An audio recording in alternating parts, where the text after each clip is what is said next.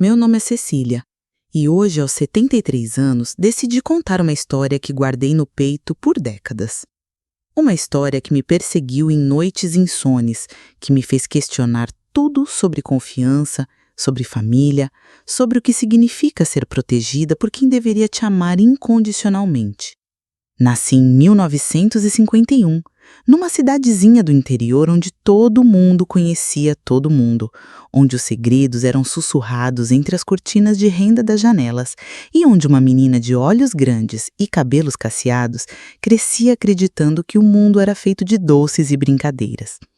Minha mãe Conceição era uma mulher frágil, de mãos sempre trêmulas e olhar distante. Ela passava os dias costurando para fora, curvada sobre a máquina Singer antiga que rangia a cada movimento. O barulho daquela máquina se tornou a trilha sonora da minha infância, um som que até hoje me arrepia a alma quando escuto. Mamãe tinha os cabelos sempre presos num coque apertado, como se quisesse esconder não apenas os fios, mas também os pensamentos que a atormentavam. Seus dedos eram marcados por pequenos furinhos das agulhas, e ela suspirava tanto que eu achava que estava sempre com falta de ar. Anos depois, entendi que aqueles suspiros eram pedidos de socorro que ninguém ouvia. Meu pai, Antônio, era um homem alto, de bigode espesso e mãos grandes que pareciam capazes de segurar o mundo inteiro. Para uma criança de 5 anos, ele era um gigante protetor, que chegava em casa com um cheiro de suor e terra grudado na roupa de trabalho. Trabalhava na fazenda do seu Joaquim, cuidando do gado, consertando cercas, fazendo de tudo um pouco. Nossa casa era pequena, de tijolos aparentes e teto de telhas vermelhas que esquentavam como um forno no verão. Tinha 3 cômodos, a sala, que também servia de quarto para meus pais, meu quartinho nos fundos e a cozinha, que era o coração da casa. O cheiro de café passado na hora e pão raseiro sempre pairava no ar, misturado com o aroma das flores que mamãe insistia em plantar no quintal, mesmo quando mal tínhamos dinheiro para comida. Lembro-me das manhãs ensolaradas em que eu corria descalça pelo quintal de terra batida, perseguindo galinhas e brincando com bonecas de milho que eu mesma fazia.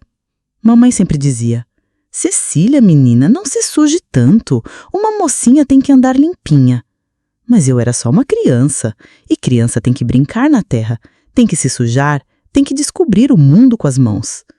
Meu pai, quando estava de bom humor, me chamava de princesinha e me colocava nos ombros para eu me sentir a menina mais alta do mundo.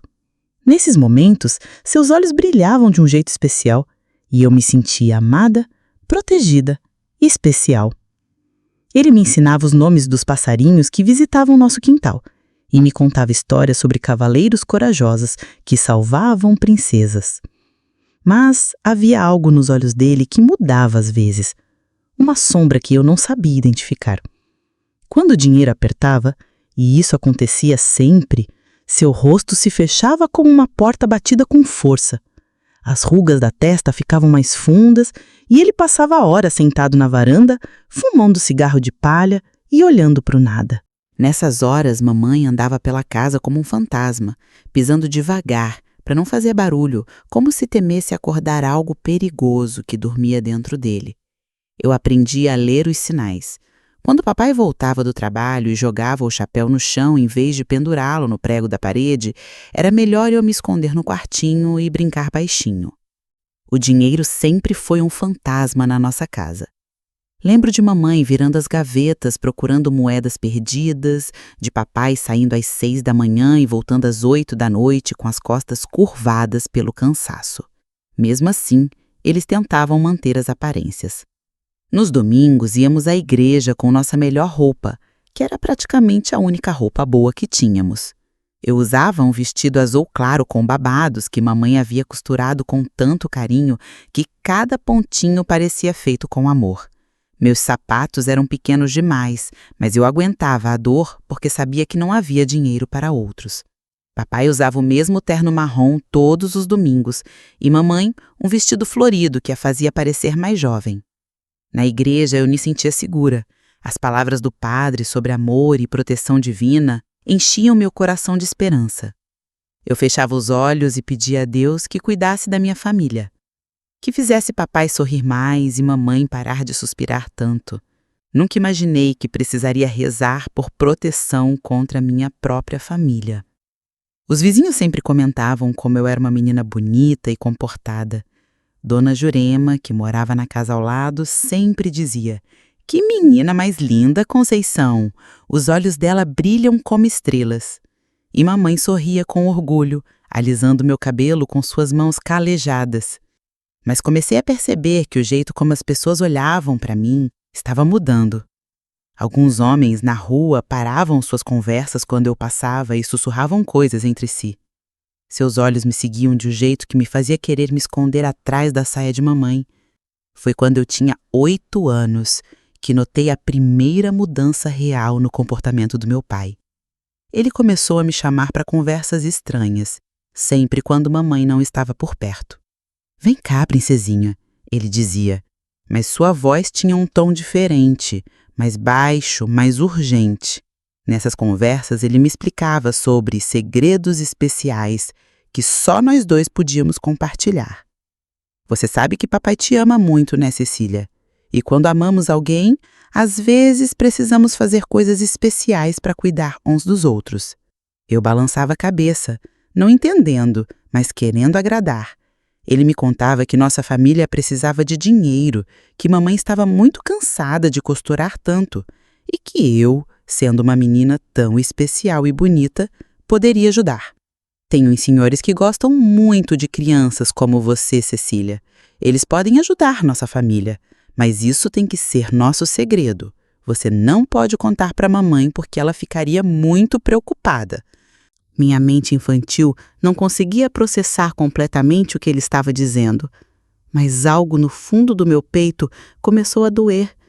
Era como se uma pedra gelada tivesse se alojado ali, crescendo cada dia um pouco mais. As visitas começaram a aparecer. Homens que eu nunca tinha visto, sempre no fim da tarde quando mamãe estava no varal, estendendo roupas ou na cozinha preparando o jantar. Papai me apresentava como sua princesinha especial e pedia para eu ser educada e carinhosa com os visitantes. Um deles era seu Mário, um homem gordo de mãos suadas que sempre chegava com balas no bolso. Ele me chamava de bonequinha e pedia para eu sentar no colo dele enquanto conversava com papai sobre negócios. Suas mãos eram pegajosas e ele cheirava álcool e cigarro barato. Outro era seu Vicente, mais novo que papai, de dentes amarelados e sorriso que me dava calafrios. Ele sempre me trazia pequenos presentes, uma fita para o cabelo, uma boneca de plástico barata, e dizia coisas como: "Que menina mais desenvolvidinha para a idade." Eu comecei a ter pesadelos. Sonhava com monstros que tinham rostos de gente conhecida, que me perseguiam por corredores escuros enquanto eu gritava por mamãe, mas minha voz não saía. Acordava suada, com o coração disparado e corria para o quarto dos meus pais. "Tive um sonho ruim, mamãe." Eu sussurrava e ela me abraçava com seus braços magrinhos, alisando o meu cabelo. "Foi só um sonho, minha filha. Dorme aqui com a mamãe." Mas mesmo ali, entre meus pais, eu não me sentia completamente segura. Havia algo mudando no ar da nossa casa, algo podre crescendo nas sombras. Papai começou a ficar mais nervoso. Eu ouvia conversando baixo com mamãe na cozinha e as discussões ficavam cada vez mais frequentes. "Não temos escolha, Conceição. A situação está apertada demais. A menina pode nos ajudar." "Não fale assim, Antônio. Ela é só uma criança." "Criança que come todo dia, que precisa de roupa, de sapato? Você acha que dinheiro nasce em árvore?" Eu fingia que estava brincando no quintal, mas escutava tudo através da janela da cozinha. Meu estômago doía cada vez que ouvia essas conversas. Eu sabia que estava relacionado aos visitantes de papai, mas ainda não entendia completamente o que significava. Foi numa tarde de verão, quando eu tinha 9 anos, que tudo começou a ficar mais claro e mais assustador. Papai me chamou para uma conversa na varanda. O sol estava se pondo, pintando o céu de laranja e rosa, cores que até hoje me lembram daquele momento terrível. Cecília, minha princesa. Ele começou, mas sua voz estava diferente, mais séria. Papai precisa conversar com você sobre uma coisa muito importante. Você já é uma mocinha, né? E mocinhas têm responsabilidades. Ele me explicou que eu ia começar a ajudar mais a família de um jeito especial. Que alguns dos homens que vinham nos visitar queriam passar mais tempo comigo, me conhecer melhor. É como se fosse um trabalho, entende? Como quando uma mãe costura para outras pessoas. Só que você vai ser amiga especial desses senhores. Meu coração começou a bater tão forte que eu achei que ele ia pular da minha boca. Algo estava muito errado mesmo. Mas eu era só uma criança, e crianças obedecem aos pais, não é mesmo? E se eu não quiser, papai? Perguntei com a voz fraquinha. Seus olhos escureceram de um jeito que me deu muito medo. Não é uma questão de querer, Cecília. É uma questão de necessidade. Você quer que a nossa família passe fome? Quer que sua mãe adoeça de tanto trabalhar? Lágrimas começaram a escorrer pelo meu rosto.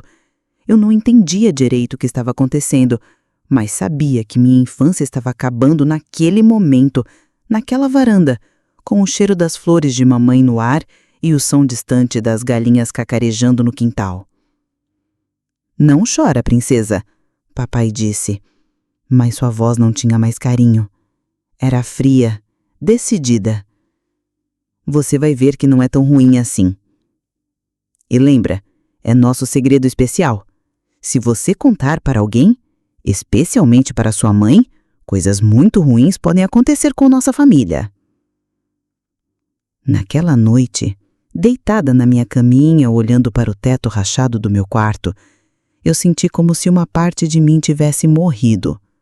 A Cecília que brincava descalça no quintal, que acreditava em contos de fada e em papais protetores, havia desaparecido para sempre. E eu ainda nem imaginava que aquilo era apenas o começo. O pior ainda estava por vir. Quando tinha 10 anos, a primeira visita especial aconteceu. Lembro como se fosse ontem, porque alguns momentos ficam gravados na nossa alma como cicatrizes que nunca saram completamente. Era uma quinta-feira chuvosa de março. Mamãe havia saído para entregar umas costuras na casa de Dona Uzira, do outro lado da cidade. Ela levaria a tarde toda para voltar, porque sempre acabava tomando café e conversando sobre a vida. Papai me chamou para o quarto dele e da mamãe. Eu nunca gostava de entrar lá. O quarto sempre me pareceu escuro demais, com o cheiro de naftalina e remédios da mamãe. As paredes eram descascadas e havia um crucifixo pendurado bem em cima da cama, com um Jesus de olhos tristes que parecia me observar. Cecília? Papai disse, e sua voz estava estranha, diferente. Lembra do que conversamos sobre você ajudar a família? Meu coração começou a bater forte. Eu balancei a cabeça, muda de medo. Hoje o seu Vicente vai vir aqui. Ele é um homem bom, que pode ajudar nossa família com dinheiro, mas ele quer passar um tempo especial com você, entende? Não, eu não entendia. Como uma criança de 10 anos poderia entender o que estava prestes a acontecer? Seu Vicente chegou 1 hora depois com seu sorriso amarelado e uma sacola na mão. Oi, bonequinha, ele disse, como sempre, mas dessa vez havia algo diferente nos seus olhos. Algo que me fez querer correr e me esconder. Papai recebeu um envelope dele. Eu vi o dinheiro dentro e depois me olhou de um jeito que nunca vou esquecer. Não era mais o olhar do meu pai protetor. Era o olhar de alguém que estava me entregando para algo terrível. Seja uma boa menina, Cecília. Foi tudo o que ele disse antes de sair do quarto e me deixar sozinha com aquele homem. O que aconteceu naqueles minutos que pareceram horas, eu guardei no lugar mais escuro da minha mente por anos. Seu Vicente, seu Mário, outros homens que eu nem sei o nome. Todos chegavam com presentes baratos e sorrisos falsos. Todos me chamavam de bonequinha ou princesinha. Todos me tocavam de jeitos que me faziam querer desaparecer do mundo.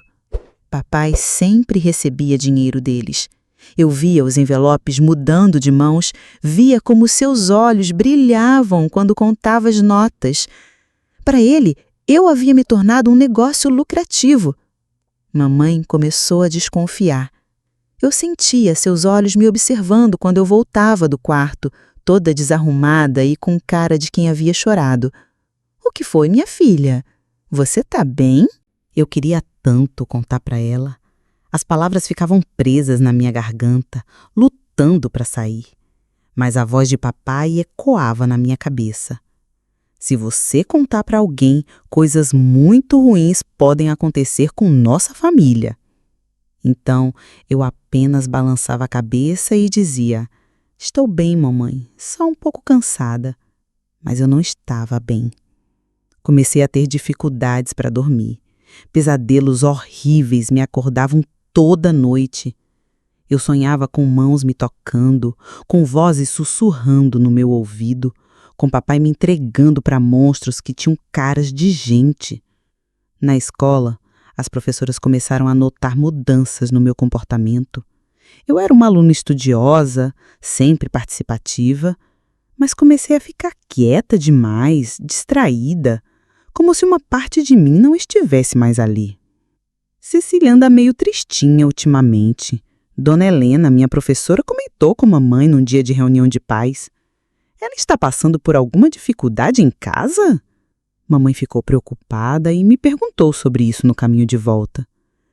Tem alguma coisa acontecendo que você quer contar para mamãe? Eu quase contei. As palavras estavam ali, na ponta da língua.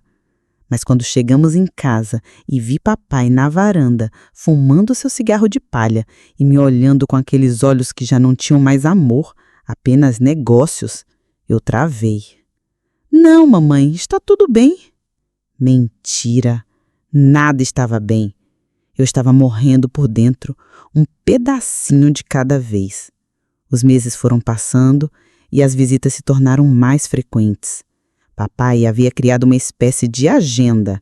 Segundas e quintas eram dias de seu Vicente, terças eram de seu Mário, e nos fins de semana às vezes apareciam outros. Cada visita era como morrer um pouco. Eu aprendi a me desconectar do meu corpo, a flutuar para bem longe enquanto aqueles homens faziam coisas terríveis comigo. Criava histórias na minha cabeça, me imaginava voando como um passarinho para bem longe, para um lugar onde ninguém poderia me machucar. Mas sempre tinha que voltar. Sempre tinha que enfrentar o olhar de papai depois, receber os presentes baratos dos homens e fingir que estava tudo bem quando mamãe perguntava por que eu estava tão quieta. A culpa começou a me consumir. Eu me sentia suja, errada, como se fosse culpa minha por aquilo estar acontecendo. Papai às vezes reforçava esse sentimento. Você sabe que é pro bem da família, né, Cecília? Se você não colaborasse, estaríamos passando necessidade. Aos 11 anos, comecei a me machucar. Pequenos cortes no braço com cacos de vidro que eu encontrava no quintal. A dor física era mais fácil de suportar que a dor emocional. Pelo menos era uma dor que eu controlava, que eu escolhia. Mamãe descobriu as marquinhas um dia quando eu estava ajudando ela a estender roupa no varal. Meu Deus, Cecília, o que é isso no seu braço? Eu caí brincando, mamãe, foi sem querer. Ela olhou para mim com aqueles olhos cansados, cheios de suspeita e tristeza. Minha filha, você pode conversar comigo sobre qualquer coisa, você sabe, né? Eu quase desabei nos braços dela naquele momento. Quase contei tudo. Sobre papai, sobre os homens, sobre como eu me sentia morta por dentro. Mas naquele momento, ele apareceu na porta. Conceição, cadê o café? Tô cansado de esperar. E o momento passou. A oportunidade se foi, levada pelo vento junto com as roupas no varal. Os meses se transformaram em um ano inteiro de inferno. Meu corpo estava mudando, eu estava virando mocinha de verdade, e isso parecia atrair ainda mais a atenção dos clientes de papai. Eles comentavam sobre como eu estava desenvolvendo bem, sobre como eu estava ficando mais interessante. Nojo. Era isso que eu sentia o tempo todo. Nojo de mim mesma, do meu corpo, da vida. Comecei a tomar banhos longos, esfregando a pele até ficar vermelha, tentando me limpar de uma sujeira que parecia nunca sair. Foi quando fiz 12 anos que aconteceu algo que mudou tudo. Papai havia marcado uma visita especial com um homem que eu nunca tinha visto. Era mais velho que os outros, tinha cabelos grisalhos e roupas mais caras. Seu nome era Dr. Ernesto, e papai falou dele com mais respeito que dos outros. Esse aqui é importante, Cecília, papai me avisou na véspera. Ele pode pagar muito bem. Quero que você seja especialmente carinhosa com ele. Na hora marcada, Dr. Ernesto chegou. Diferente dos outros, ele não trouxe presentes baratos. Em vez disso, deu dinheiro diretamente para mim, uma quantia que eu nunca havia visto nas mãos de uma criança.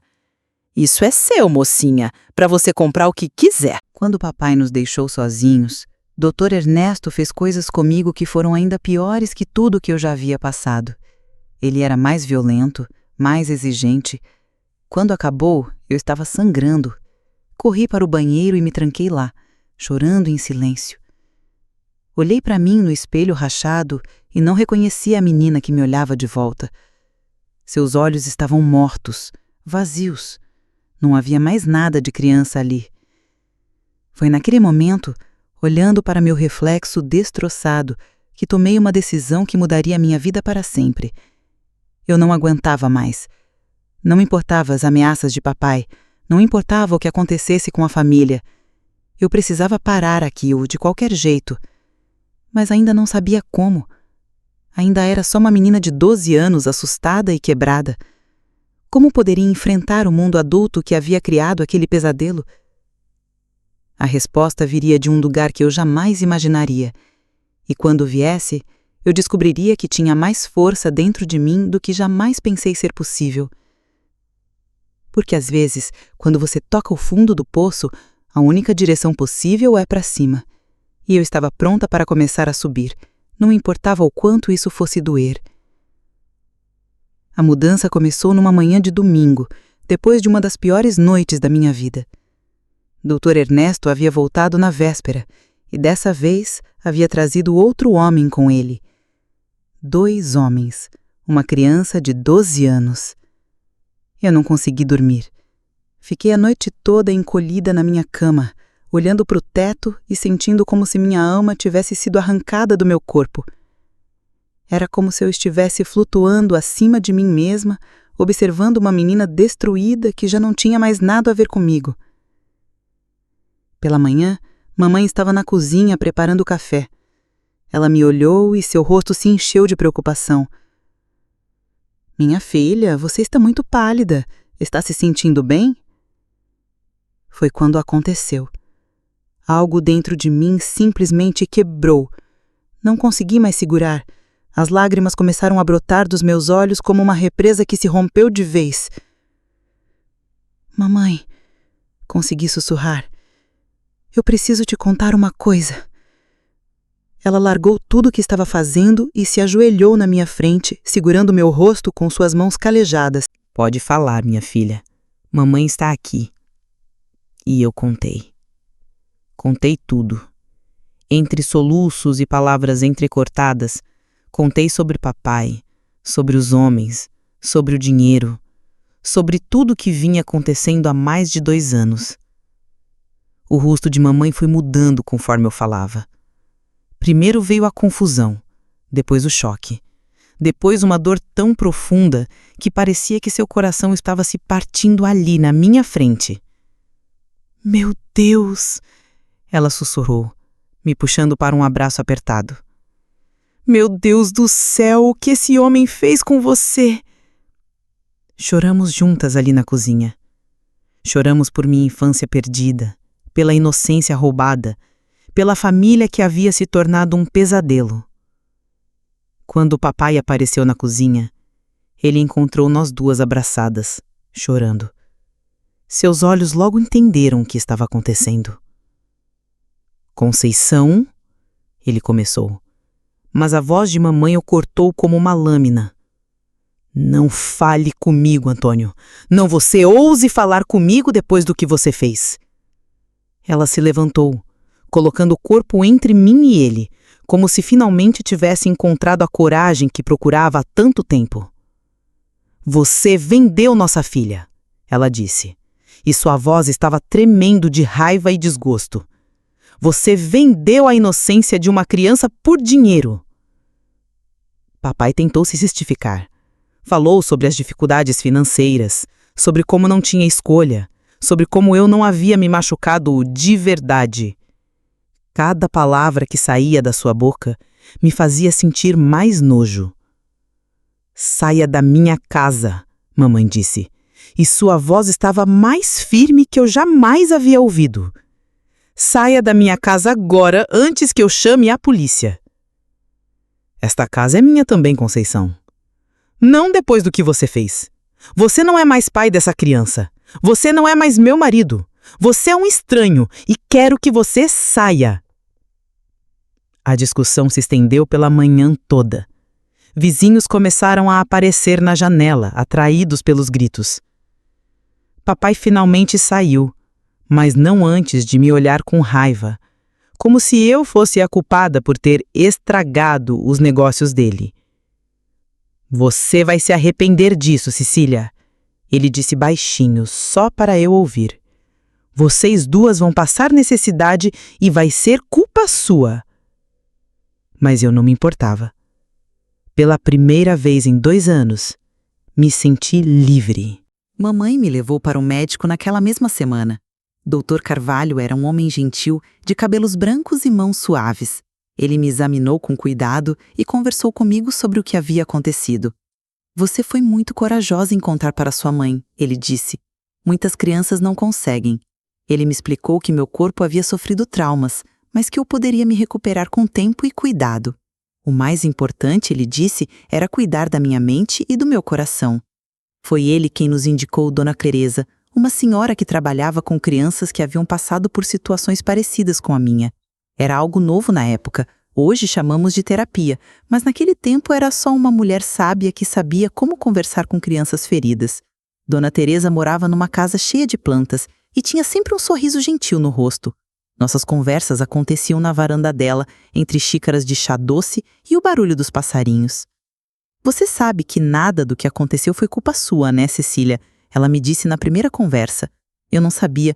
Durante 2 anos eu havia carregado a culpa, achando que de alguma forma eu havia permitido, havia colaborado, havia sido cúmplice. Crianças não têm culpa pelos atos dos adultos, ela continuou. Você era só uma menina, tentando obedecer ao pai, tentando proteger a família.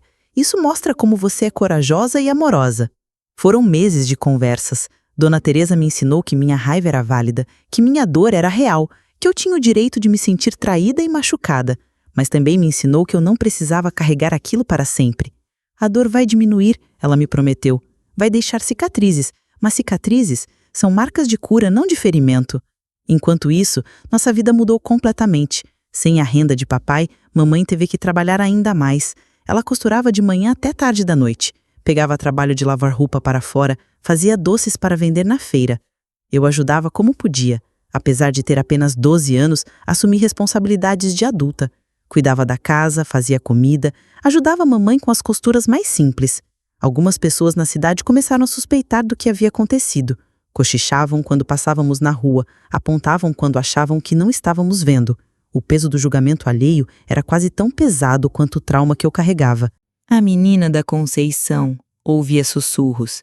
Dizem que o Antônio...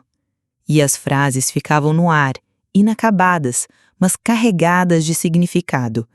Mamãe enfrentava tudo com uma dignidade que eu só vinha admirar completamente anos depois. Ela andava de cabeça erguida, me protegia com seu corpo quando sentia olhares maliciosos e respondia com firmeza quando alguém tentava fazer perguntas inadequadas. Minha filha é uma sobrevivente. ela dizia, para qualquer um que ousasse sugerir que eu era de alguma forma estragada pelo que havia passado. E qualquer pessoa com um pingo de decência deveria admirar a coragem dela, não ficar espalhando falatório. Mas nem todos eram cruéis. Dona Helena, minha professora, se tornou uma aliada preciosa. Ela me dava atenção extra na escola, me emprestava livros e às vezes me chamava para conversar depois das aulas. Você tem uma mente brilhante, Cecília, ela me dizia. Não deixe que o que aconteceu apague isso de você. Os estudos podem ser sua ponte para um futuro melhor. Foi ela quem me apresentou ao mundo dos livros de forma mais profunda. Eu descobri que poderia viajar para outros mundos através das páginas, viver outras vidas, ser outras pessoas. A leitura se tornou meu refúgio, minha forma de escapar, quando a realidade ficava pesada demais. Os meses foram passando e lentamente comecei a me reconstruir. Não era um processo linear. Havia dias em que me sentia forte e corajosa e outros em que menor barulho me fazia tremer de medo. Mas Dona Teresa me ensinou que a cura não era uma linha reta. É como uma dança, ela explicava. Às vezes você avança 2 passos, às vezes recua 1. Mas o importante é continuar dançando. Quando fiz 13 anos, algo importante aconteceu. Papai tentou voltar para casa. Era uma noite chuvosa de junho quando ele apareceu na nossa porta encharcado e com cara de quem havia bebido. Ele bateu na porta e gritou o nome de mamãe. Conceição, abre essa porta! Eu sou o pai da menina! Tenho o direito de estar aqui! Mamãe e eu estávamos na sala, costurando a luz da lamparina. Quando ouvimos a voz dele, nossos corpos se enrijeceram automaticamente. Não vou abrir! Mamãe gritou de volta. Você já não é bem-vindo nesta casa! Ele começou a chutar a porta, xingando, fazendo ameaças. Disse que ia quebrar tudo, que ia nos ensinar a respeitar o chefe da família. Seus gritos atraíram vizinhos e logo havia uma pequena multidão na rua. Foi quando algo extraordinário aconteceu. Eu me levantei da cadeira onde estava costurando e caminhei até a porta. Cecília, não! Mamãe sussurrou, tentando me segurar. Mas eu sabia o que estava fazendo. Abri a porta e enfrentei meu pai cara a cara, pela primeira vez desde que toda a verdade havia sido revelada. Ele estava diferente, mais magro, com a barba por fazer, roupas sujas. Seus olhos tinham o mesmo brilho perigoso de sempre, mas agora eu via algo mais. Desespero. Papai, eu disse e minha voz saiu mais firme do que eu imaginava que seria. Eu não sou mais a menina assustada que você vendia para outros homens. Ele tentou me interromper, mas eu continuei. Eu sei agora que o que você fez comigo não foi para salvar a família. Foi porque você é um covarde que não conseguia encontrar outra forma de ganhar dinheiro. Você destruiu sua própria filha por algumas moedas. As pessoas na rua estavam ouvindo tudo. O escândalo estava sendo exposto publicamente e eu não me importava. Precisava dizer aquilo. Eu te perdoo, continuei, e vi o espanto nos olhos dele. Não porque você merece, mas porque eu mereço viver sem o peso do ódio no meu coração. Mas perdoar não significa esquecer, e não significa que você pode voltar a fazer parte da nossa vida. Papai, eu sou seu papai! Não, eu o cortei. Pais protegem os filhos. Pais não os vendem. Você deixou de ser meu pai no dia em que me entregou para o primeiro homem em troca de dinheiro. Mamãe apareceu ao meu lado, colocando a mão no ombro em apoio. A menina falou tudo. Ela disse, agora vá embora, Antônio, e não volte mais. Ele olhou para nós duas, depois para os vizinhos que observavam tudo com uma mistura de choque e aprovação. Sem mais palavras, ele se virou e desapareceu na chuva.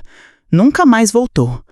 Naquela noite, mamãe e eu nos abraçamos forte na sala da nossa casinha.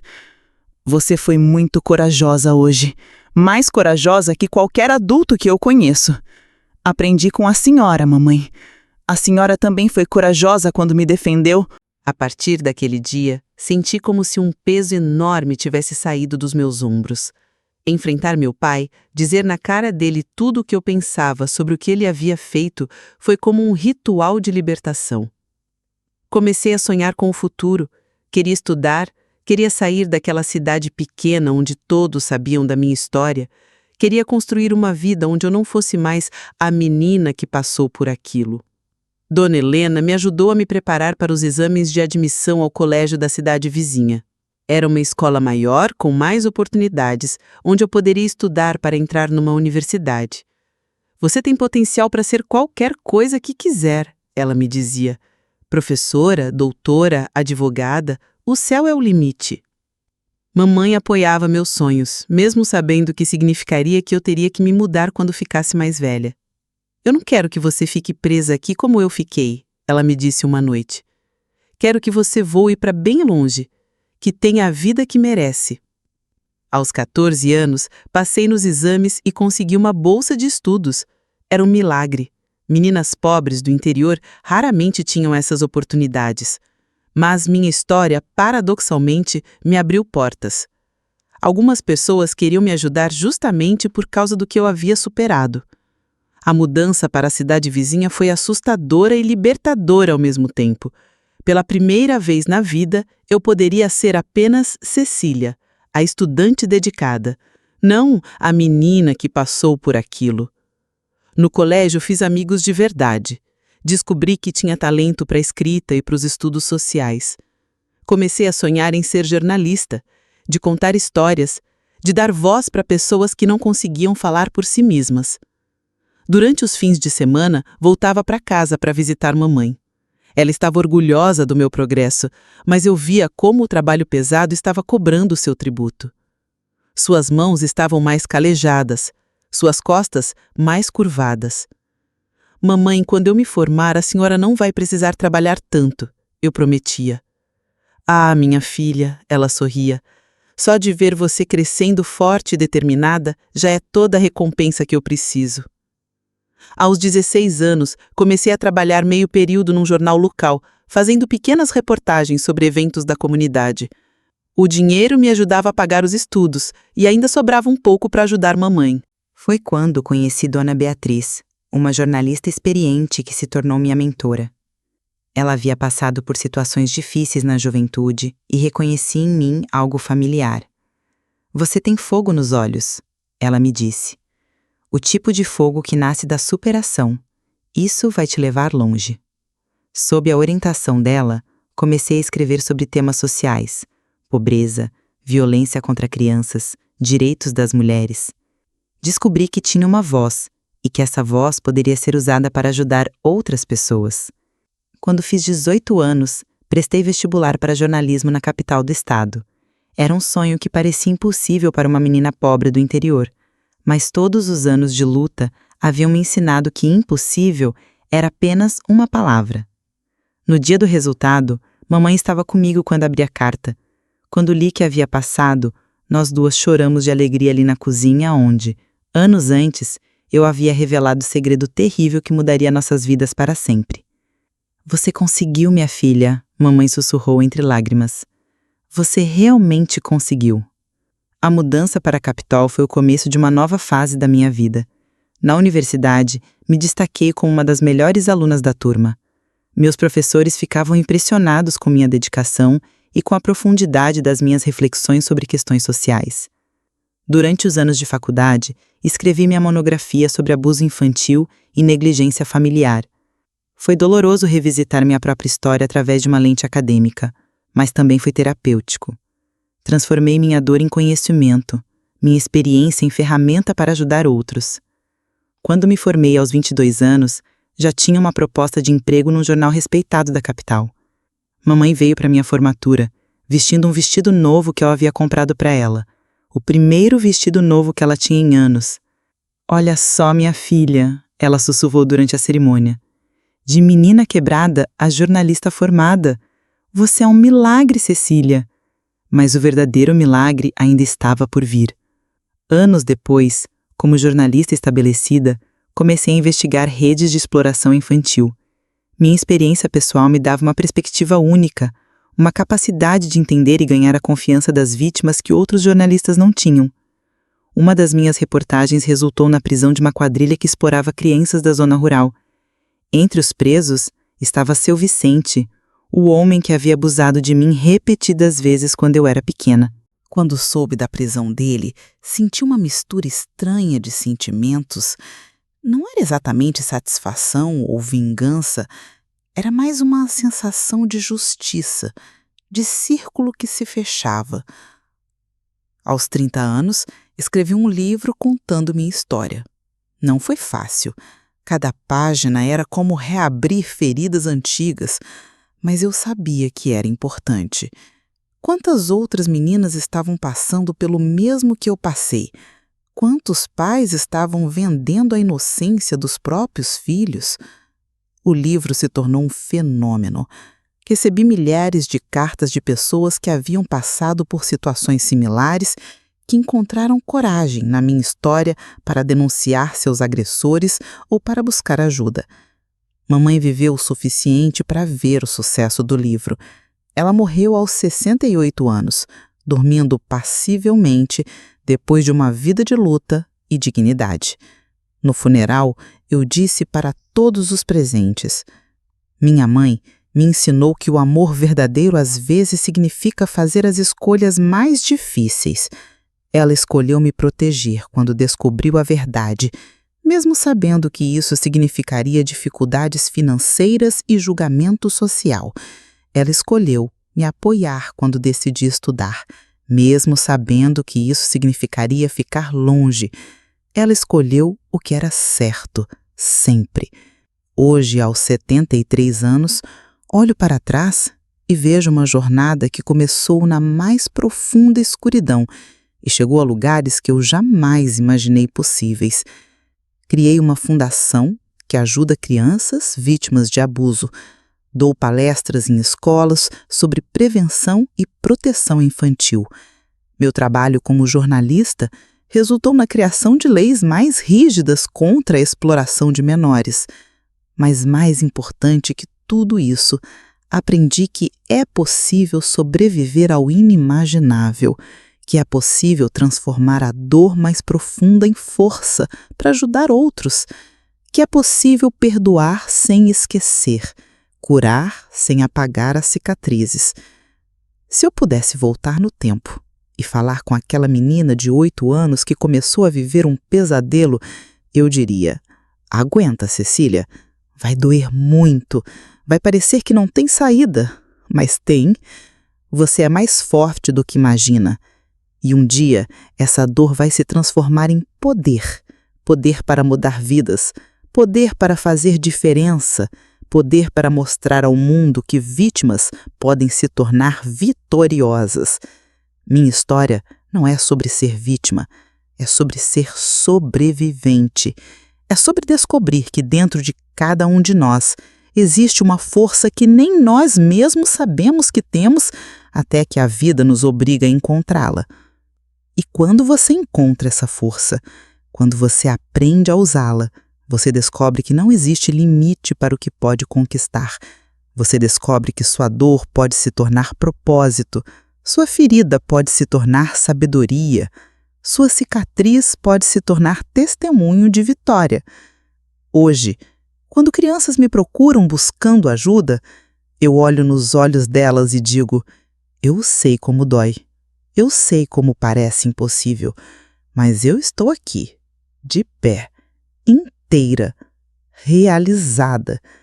E você também vai estar, porque dentro de você existe a mesma força que existe dentro de mim, e essa força é capaz de milagres. Esta é minha história. Esta é minha verdade. E se ela pode inspirar uma única pessoa a encontrar coragem para enfrentar seus próprios demônios, para buscar ajuda, para não desistir de si mesma, então cada lágrima, cada dor, cada noite em claro valeu a pena, porque no final das contas não somos definidos pelo que nos acontece, somos definidos pelo que fazemos com o que nos acontece. E eu escolhi transformar minha tragédia em triunfo, minha dor em propósito, minha história em esperança. E você também pode fazer o mesmo.